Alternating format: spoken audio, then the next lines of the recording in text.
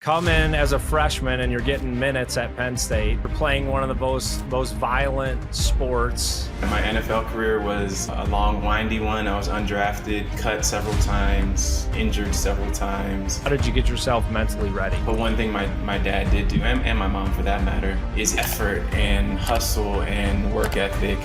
And those things that I definitely learned from my father and my mother and just the household that I grew up in always encouraged me to get out onto the football field. You had the opportunity to play for Joe Paterno, one of the greatest college coaches of all time. About 175 pounds coming out of college, and you're not drafted at that point, your phone starts to blow up.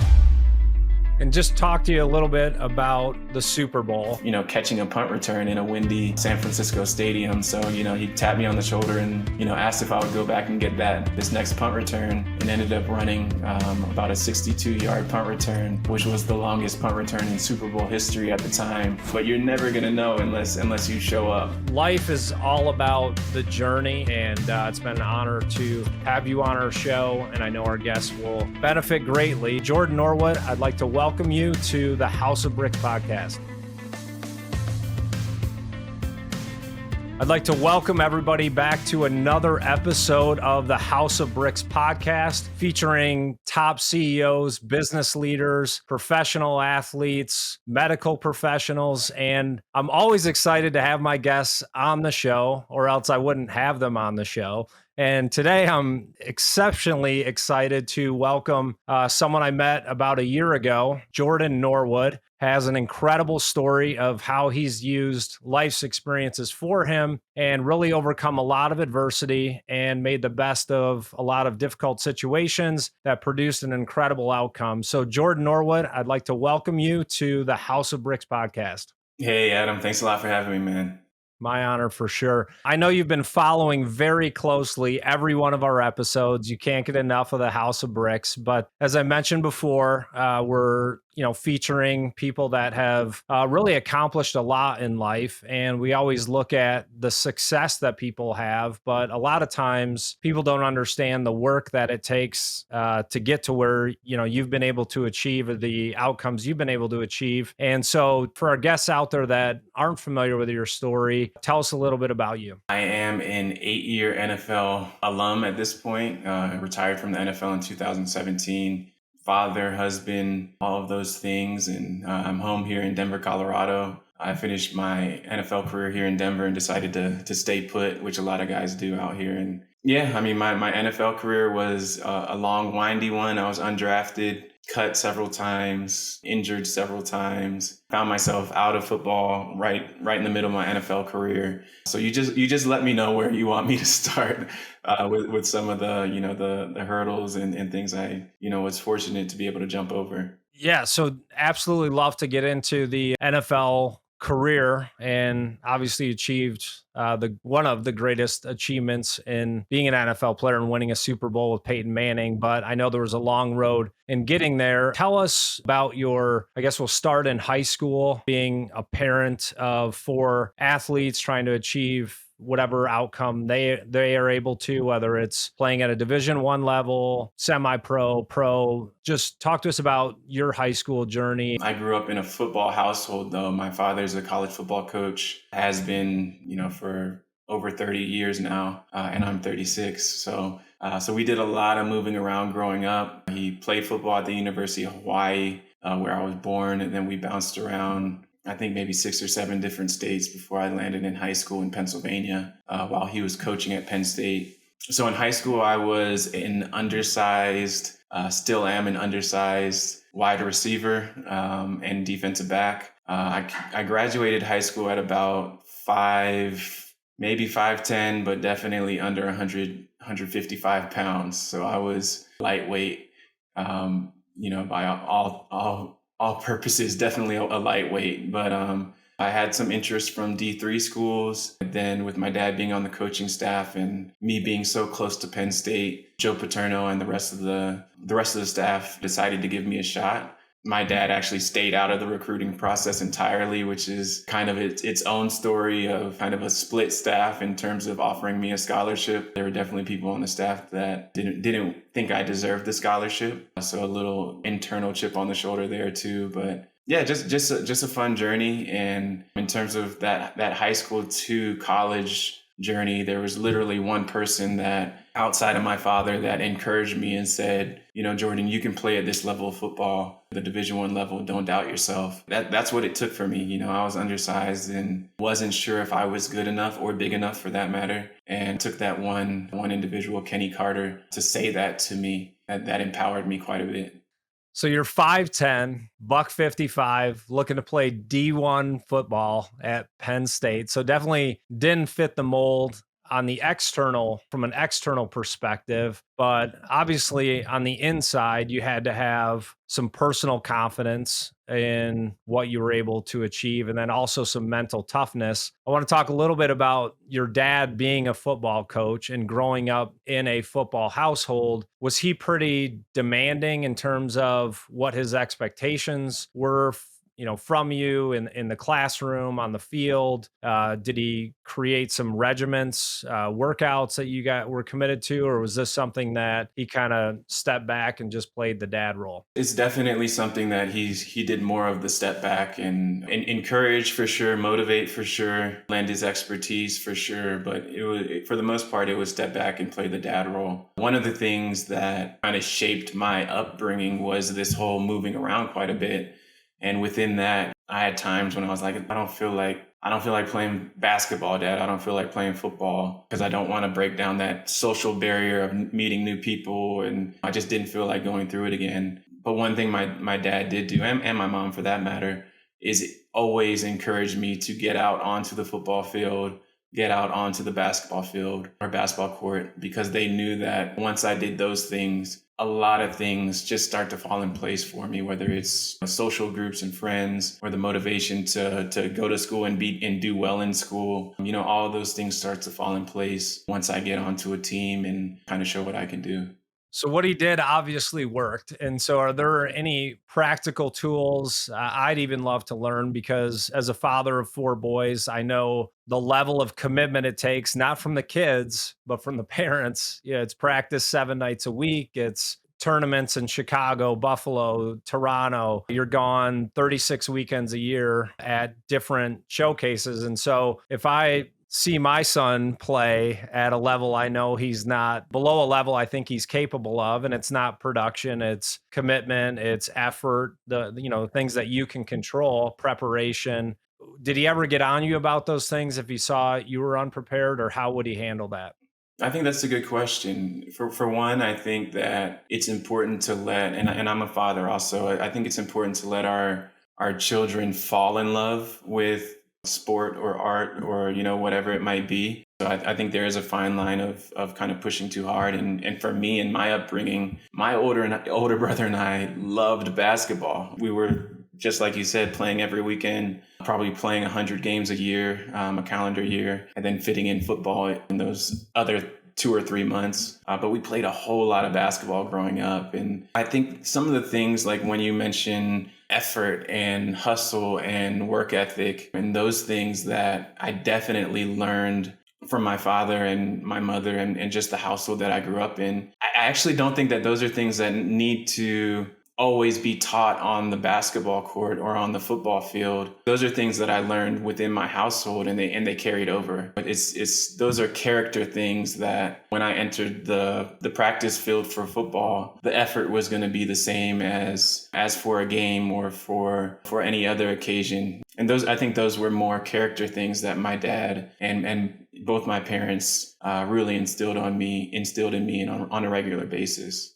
And so you're a pretty soft-spoken guy, and you're playing one of the most violent sports that's played today, right? And did you have a place in your mental mindset you would go? What were you like on the field as opposed to how you are off the field? When I met you, I was like, this is the nicest guy I've ever met. We just hang out and talk and laugh. And it's hard for me to imagine you lining up from, across from some of the guys in the NFL that have a much more mean streak, both on and off the field. So did you have a different persona on the field as opposed to off field, or you kind of carry that same quiet demeanor? I mean, I think the demeanor is pretty similar. I think all my teammates would agree with that. I didn't turn into an ultimate, very profane trash talker on the field or anything, but there was definitely a place I had to go in order to, put the pads on and get ready to do the things that you do within the lines of a football game. It's just like you said, it is violent. It is your safety is at risk. So you do need to be there 100% mentally, physically, emotionally, spiritually. All of those things need to be very on point and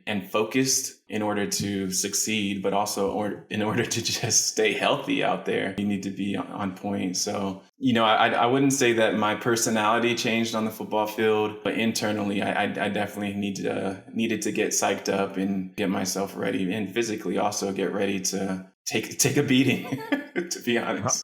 Right, for sure. And I know there's a lot of talk right now about people's morning routines. I have one myself. I'm hitting the cold plunge every morning, doing breath work, sauna, workout. Like there's different patterns that people follow or daily routines. Did you have something you did consistently while you were playing, whether it was in the morning or pregame? How did you get yourself mentally ready? Yeah, mentally for me was always it was always a faith routine. That was my most important routine, was my relationship with Jesus and how that played into my demeanor and approach and my humility and pride, which typically were the most, I would say, this ego and pride that finds its way into pro sports for the better in some cases and for the worse in some cases. For me, was something that I always needed to check and make sure that I'm approaching games with a certain humility that caused me to succeed. If I approach games with an ego or a pride, it almost always resulted in getting humbled rather than approaching it with the humility itself. So that was just me, and there's a ton of different approaches to getting yourself ready specifically for pro sports, and I saw all of them in my 8 years in the NFL. I saw all of them in the locker room, but for me it was a very spiritual and mental readiness that I needed before each game, and sometimes before just a practice I needed it. So that was my approach. Well, I love that, being open about your faith. And I know just from my interactions with you, it's not fabricated in any way. It comes across very authentic. It's not like just when you score a touchdown, you're pointing up to God, giving him thanks, but it's something like you carry and who you are. And you had mentioned you've seen everything in your 8 years as a pro career. You don't have to tell me who, but what was the craziest pregame routine that you can share with our audience? Oh man. I think there's just mostly disturbing routines, like guys that just felt the need they needed to walk around with no clothes on for the entire pregame in the locker room. Just put some clothes on, man. Like, Right. but I mean, there's everything from things like that to going out on the field 2 hours before the game and basically running a half marathon with how hard you're working out prior to the game. And it just always amazed me, guys that could do that and still have the stamina to play a football game. But yeah, it's everywhere from that to guys just laying in their locker with headphones on and basically taking a nap before a game. People do what they need to do to get in the right headspace and right physical stamina approach to a game. It's interesting. It's funny you mentioned that about the towels. So my office is connected to Lifetime Fitness here in Edina. I'm in the locker room and I'm like, hey guys, the towels are free. Like you can use those. You don't have and there's a place for it. You don't have to put it around your shoulder. It kind of defeats the purpose. Like we're all here to just change and get ready for work. We don't need all that. So that's funny that happens there as well. But yeah, it must be a guy thing. Back to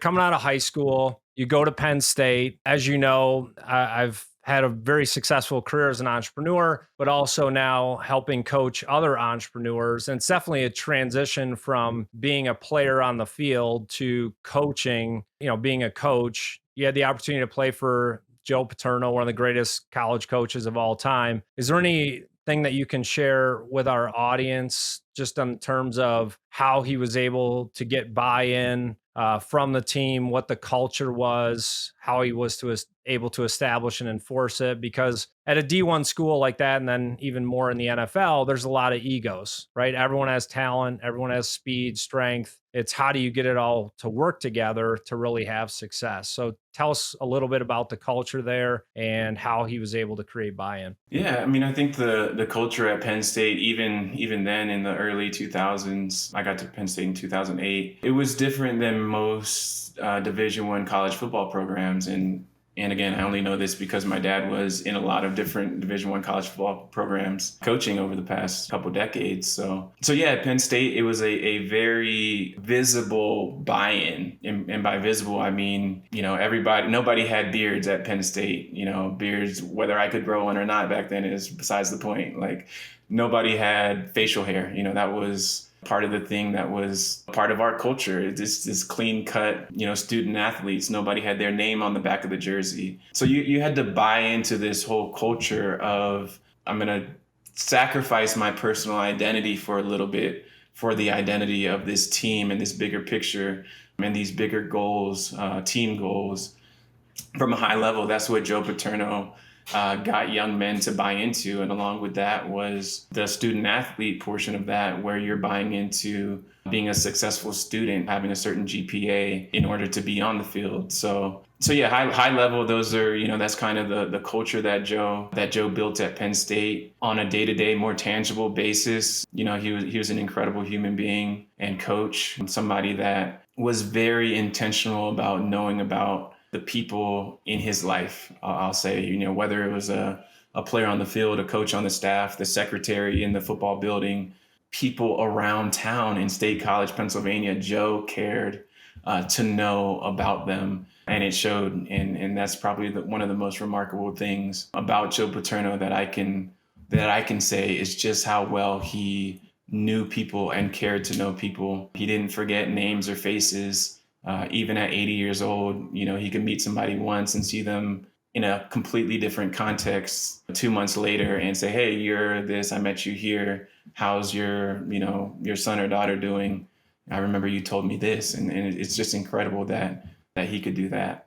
And so if you think about our audience and the purpose of this podcast, we do have professional athletes, but also business leaders and CEOs. Is there anything that you saw in that environment that could translate into the business world? So if I'm the CEO of a company, was his culture, hey, you're either bought in or you're out, or was there kind of a process that got people to buy into the vision? I would say that Joe's particular culture at Penn State was honestly more of the former. You kind of either bought in or you could find another place to make home, and there was no hard feelings with that. And the reason that he was able to do that, because there was already so much success there that people wanted to buy in and respected his wisdom and authority and being able to lead teams to successful seasons and lead young men to successful college football and student athletic careers.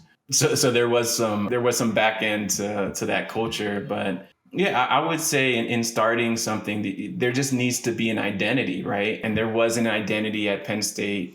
You can identify a Penn State football player by having no name on the back of their jersey and that whole culture. So that being said, I think there needs to be an identity. What that is can kind of differ between group and organization and team, but there has to be something that an individual is buying into. And I think Joe did a great job of really defining that both internally and externally, really. But I think that can go a long ways in any team, in any business, is defining that culture, defining that team identity so that people know what they're buying into. Yeah. And as you can tell by the name of the podcast, right, we're playing off my last name, and House of Bricks has a little basketball in it, but also bricks and building a strong foundation in business and life. And we started sending out a weekly newsletter that talks about the different types of bricks and buildings and foundations. And the brick that we started with was the Cornerstone, which gives the building direction, stability. And that's really what I'm inspiring my team to do as well now, is life is all about the journey. And I know a lot of people talk about that. Kobe was big into talking about the process. But if you're just grinding every day and loving the process with no direction, all you're doing is grinding and you just end up as a pile of dust. So, as a leader, you need to create that vision, which it sounds like he had, the inspiration, motivation, the culture, the proven track record. Obviously, coming into college, you're fresh out of high school, so you're still more looking for that type of leadership. But even when you enter into the business world, you're a little bit later on in life, but people still need that purpose and inspiration. And so we're trying to get our audience to be inspired about the process, but also have a direction in where they're trying to go. And so I appreciate you sharing that. And so your college career,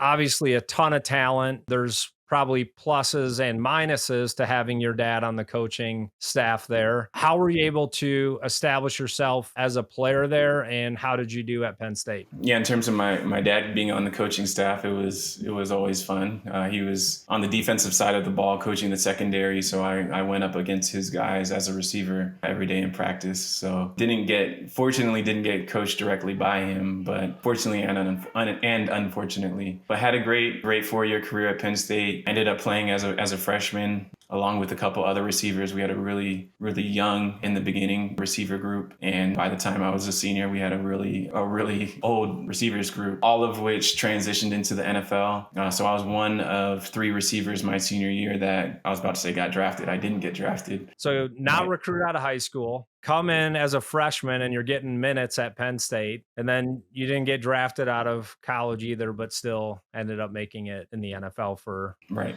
Yeah, for 8 seasons. Yeah, 8 so seasons. Wow. yeah, had a fine, great career at Penn State, and like I said, came out with 3 other receivers who were both drafted in the 3rd round. So I was sure that I would be drafted also, soon after, but ended up going undrafted and getting my NFL career started. But yeah, it's definitely a journey, and I love what you said about that cornerstone, because you realize that if that cornerstone is even off 1 degree, then the further you get out away from that cornerstone, the more off track, off path you end up being. So it's always great, whether it's a team setting or internally for a person, to make sure that you have that foundation built with laying the cornerstone in the right place with firm grounding. So I like that you brought that up. Thank you. And you didn't get drafted coming out of Penn State. Did you just go to some camps and ended up getting signed, or did you play somewhere in between? Coming out of Penn State, I went to the NFL Combine. I didn't run very fast there, which also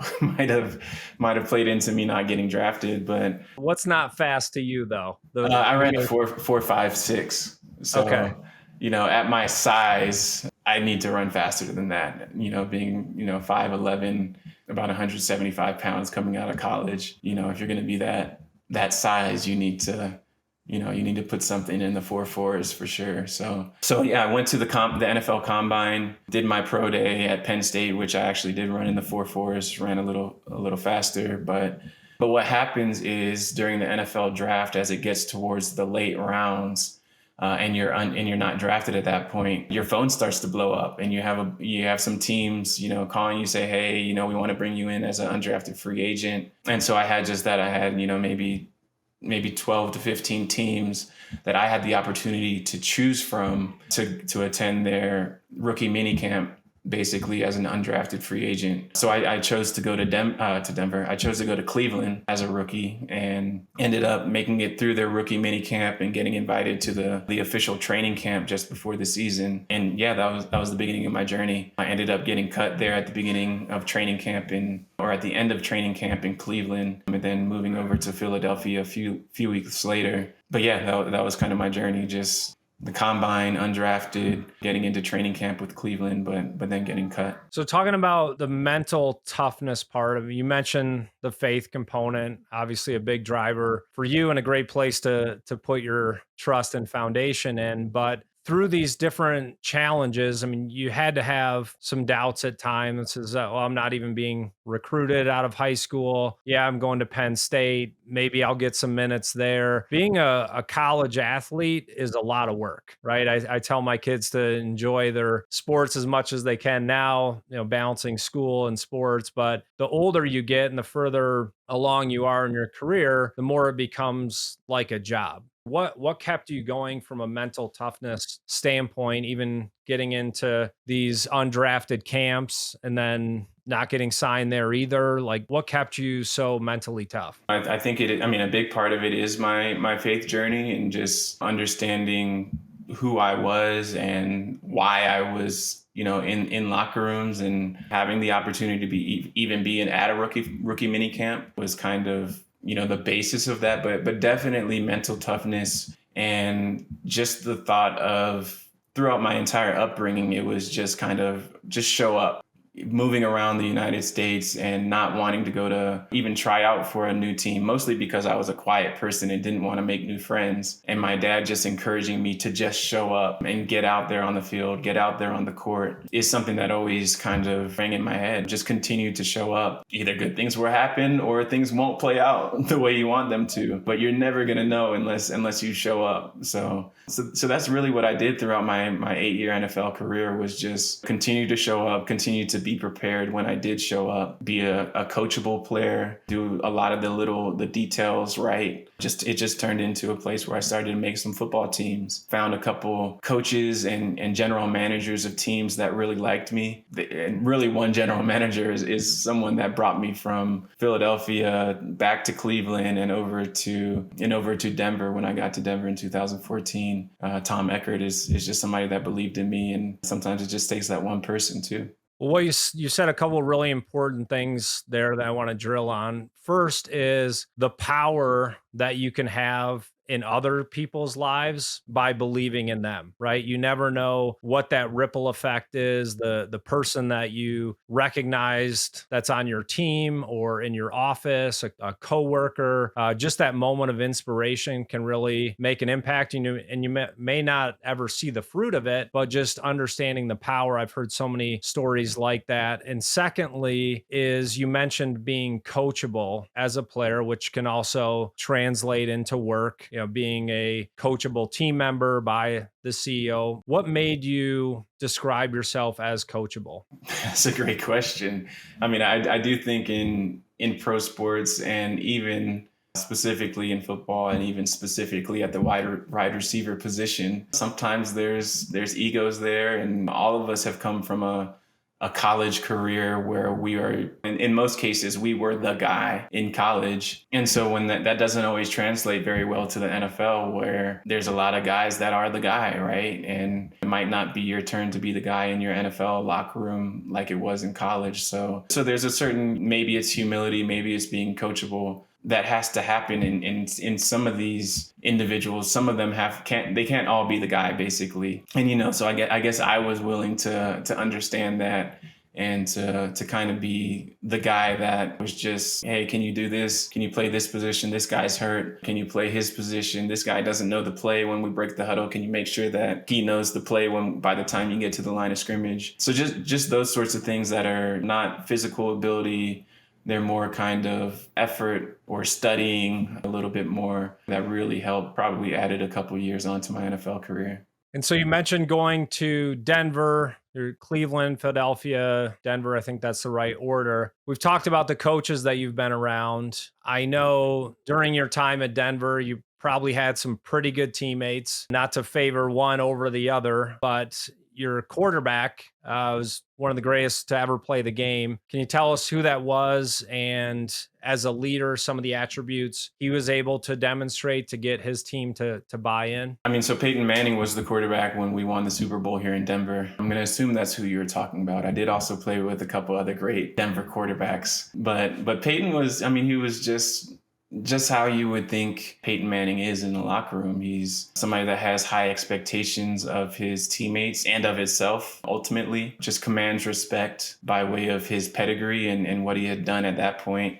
in his NFL and college career. So it's that type of leadership. Peyton Manning, DeMarcus Ware, our head coach, Gary Kubiak, that really had us transcend our abilities and win the Super Bowl, which is what I think it takes. There needs to be some intangible difference maker on a team, in a team's chemistry, that causes them to go that extra mile and win the big game. So that sort of leadership and kind of unspoken expectation that I had for myself because of a quarterback like Peyton Manning is something that takes teams to the next level. Obviously he's prepared, knows the game, has the pedigree. In terms of him getting the team to buy in, was he very vocal about that, or was it just demonstrated, like you just knew he was prepared and you didn't want to let him down, that kind of culture? Well, I mean, I think that was part of it, the latter, you not wanting to let him down. I do think that was honestly part of it. I would say that we had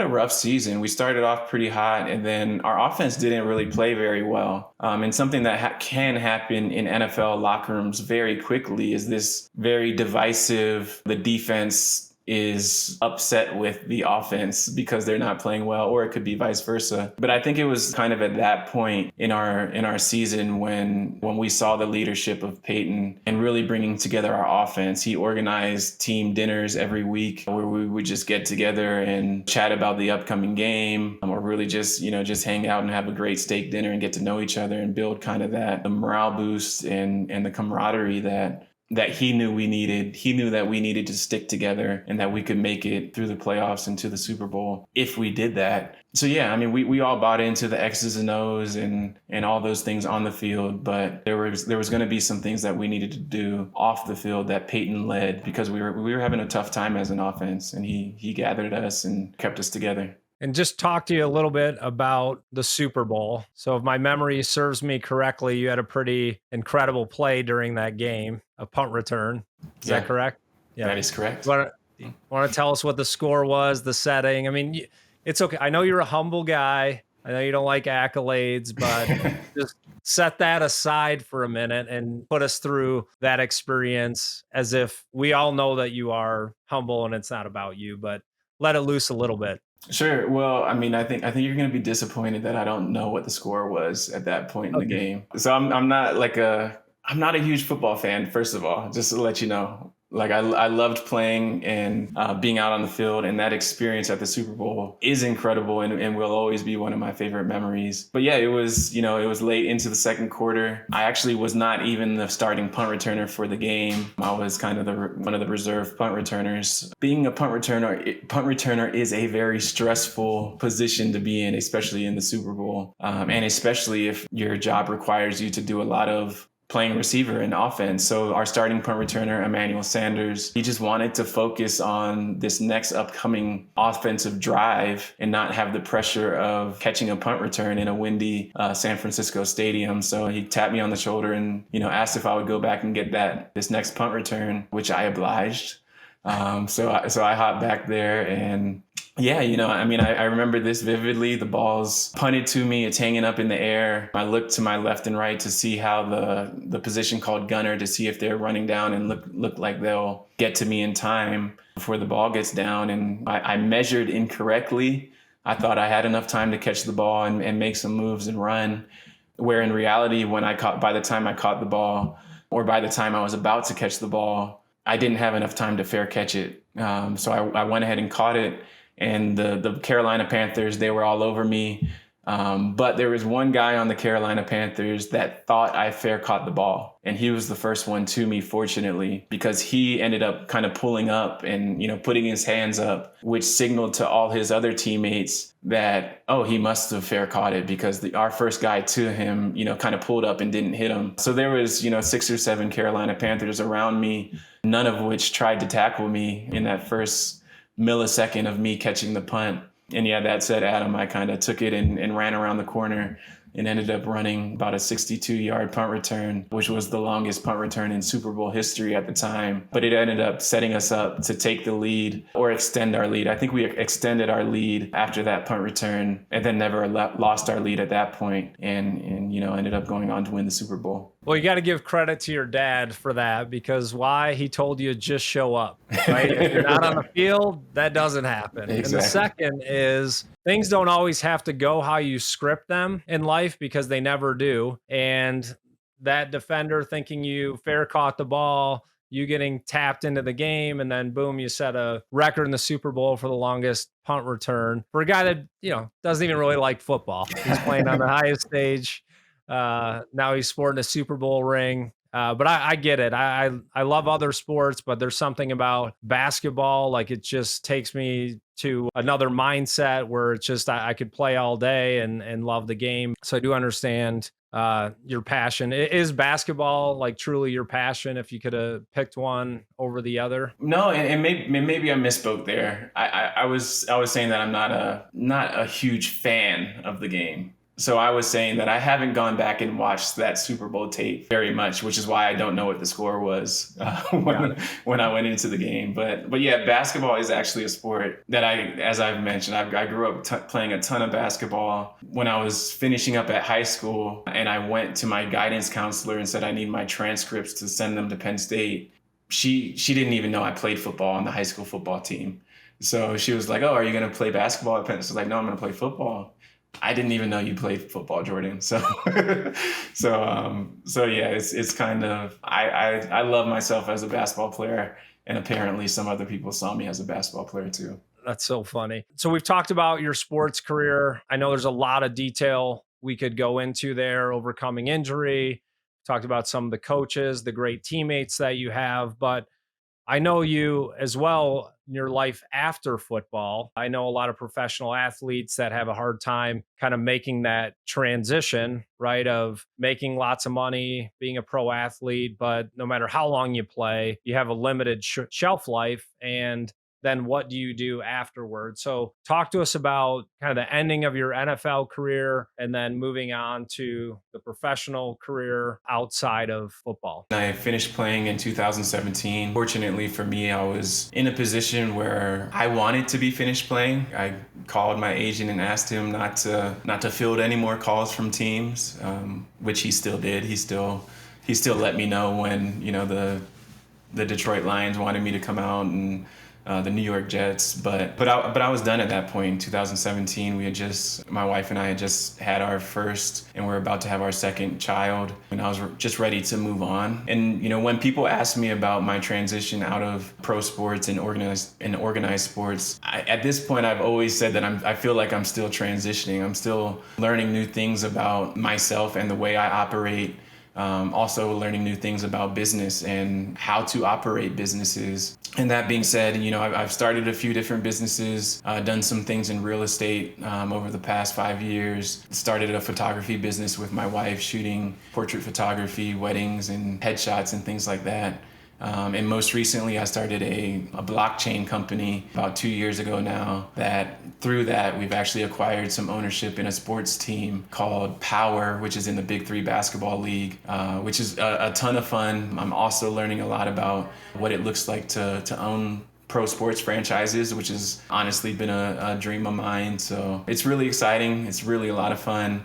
And there's a huge learning curve that I'm participating in right now. And you mentioned the Big 3, and so thank you for the tickets. I got to go to my hometown of Detroit and watch the Big 3. I had seen it on TV, but didn't really know what to expect. So for those of our listeners that are out there, if you haven't watched it on TV, it's very good basketball. It was even more fun to go to the event. And I was surprised. I didn't know who some of the coaches were. I mean, you had Dr. J, George Gervin, obviously Ice Cube was there. So it was a very well attended event. I saw some people in Detroit that I actually grew up either watching. Derek Coleman playing against tricky Steve Smith. I mean, it was kind of a walk down memory lane in basketball. So really cool event. You had mentioned some of the things that you're learning in terms of now owning a team, like are there things that pop out to you that you could share, just like that difference of being player, coach, and now from an ownership perspective? There's quite a few things that pop out, right? I mean, you start to think about the bottom line. Really, you start to think about things outside of what goes on in between the lines of the court, which is, as a player, that's the majority of what you're thinking about. You're thinking about your performance on the court and how that relates to your compensation, maybe, but that your compensation is really the only other thing that you're thinking about other than how well you're playing. So it's really cool to think about marketing and the players that we have and their personal brands. Our coach, Nancy Lieberman, is incredible, just inducted for the second time into the Naismith Pro Basketball Hall of Fame. We have Tino Mobley, who was one of my favorite players growing up. So seeing how we can help to grow the personal brands of our players along with our team is really cool and a lot of fun for me to really dig in and approach and get creative with.